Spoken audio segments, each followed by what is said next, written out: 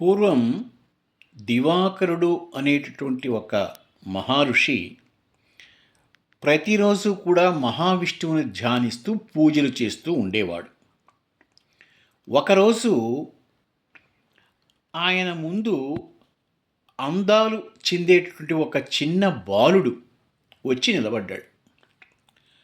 ఆ బాలుని యొక్క తేజస్సుకు, సౌందర్యానికి మహర్షి ఎంతో ముగ్ధుడైనాడు. ఆ బాలుని గురించి వివరాలు ఏమీ తెలుసుకోకుండానే, నాయనా, నువ్వు ఎల్లప్పుడూ కూడా నాతోనే ఉంటావు కదా అని అడిగాడు మహర్షి.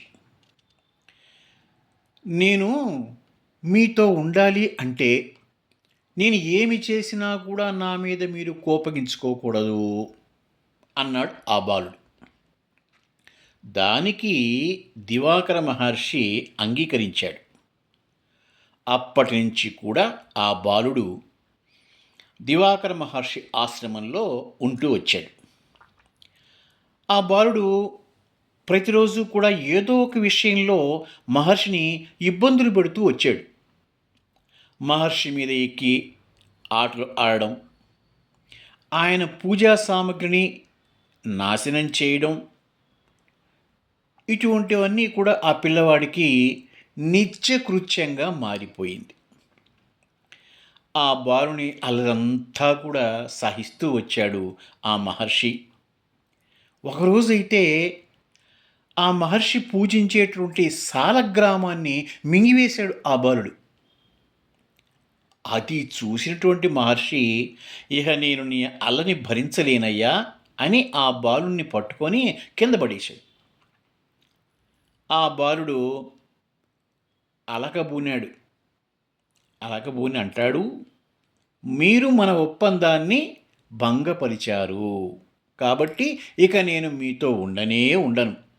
మీరు గనక నన్ను చూడాలి అనుకుంటే అనంతవనానికి రండి అని చెప్పి అదృశ్యమైపోయినాడు. ఇన్ని రోజులు తనతో ఉన్నది ఆ కొంటె బాలకృష్ణుడే అని తెలుసుకున్నాడు ఆ దివాకర మహర్షి. ఇహ నిద్రాహారాలు మానేశాడు. ఆ బాలుడు చెప్పేటువంటి అనంతవరం ఎక్కడ ఉందా అని ఆ ఊరి కోసం కొన్ని సంవత్సరముల పాటు వెతికాడు. ఎవరి ద్వారా కూడా ఆ అనంతవరం యొక్క వివరాలు తెలుసుకోలేకపోయినాడు. ఒకరోజైతే అలసిపోయినాడు. ఒక చెట్టు నీడ కింద విశ్రాంతి కోసం ఆగాడు. ఆ దగ్గరలోనే ఓ చిన్న గుడిసె ఉంటే ఆ గుడిసెలో భార్యాభర్తలు ఇద్దరూ కూడా పోట్లాడుకుంటున్నారు. భర్త అంటున్నాడు భార్యతోటి, నువ్వు ఇలాగే కనుక పోట్లాడుతూ ఉన్నట్టయితే నిన్ను అనంతవనంలో వదిలేసి వస్తా అని చెప్పాడు. అది విన్నాడు ఈ మహర్షి. సంతోషంలో మునిగిపోయినాడు. ఆ అనంతవనానికి దారి ఇతన్ని అడిగితే తెలుస్తుంది కదా అని చెప్పి అతని వద్దకు వెళ్ళి అనంతవనానికి దారి ఏటో అడిగాడు.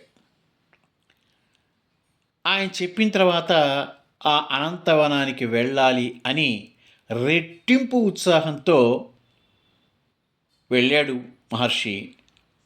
అక్కడ బాలకృష్ణుని సందర్శించాడు. ఈ దివాకర మహర్షిని చూడగానే బాలకృష్ణుడు ఒక విప్ప వృక్షంలోకి వెళ్ళిపోయి కనపడకుండా వెళ్ళిపోయాడు. వెంటనే ఆ వృక్షం విరిగి పడిపోయింది.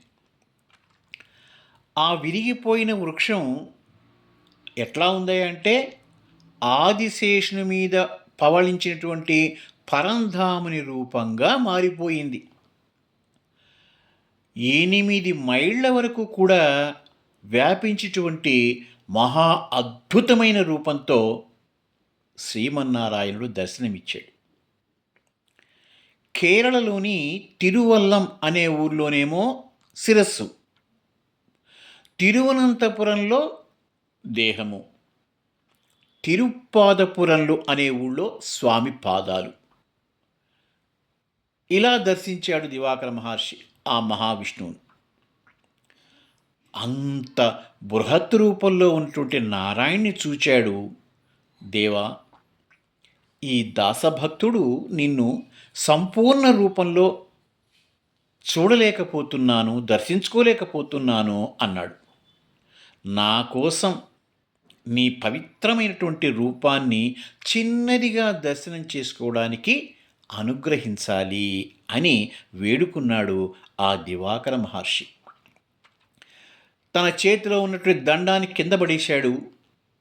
ఇదిగో, దీని పొడవకి 3 రెట్లకి ఎక్కువ కాకుండా నీవు మరో రూపాన్ని ధరించాలి అని ప్రార్థించాడు. శ్రీమన్నారాయణుడు తన యొక్క ఆ భారీ రూపాన్ని తగ్గించుకొని ఆ మహర్షి దండానికి 3 లోపున రూపాన్ని ధరించి దివాకర మహర్షికి తిరువనంతపురంలో దర్శనాన్ని అనుగ్రహించాడు. ఇంతకుముందు 3 వేరు ప్రాంతాలకు వెళ్ళి 3 భాగాలుగా నా దివ్య రూపాన్ని నువ్వు దర్శించావు. దానికి ప్రతీకగా ఇక్కడ ఈ తిరువనంతపురంలో 3 ద్వారముల గుండా 3 భాగాలుగా ఉన్నటువంటి నా రూపాన్ని నువ్వు దర్శించుకోవచ్చు అని చెప్పాడు నారాయణుడు. ఆ విధంగా అనుగ్రహించాడు. శ్రీమన్నారాయణుని నాభిస్థానం నుంచి ఒక పెద్ద తామర పుష్పం ఆవిర్భవించడం కూడా ఈ మహర్షి చూశాడు. ఆ తామర పుష్పానికి 8 దళాలు ఉన్నాయి. అందులో ఒక దళం పసిడి వర్ణంలో ఉంది. అదే మేరు పర్వతం అని తెలుసుకున్నాడు మహర్షి. పద్మము అంటే తామర పుష్పం.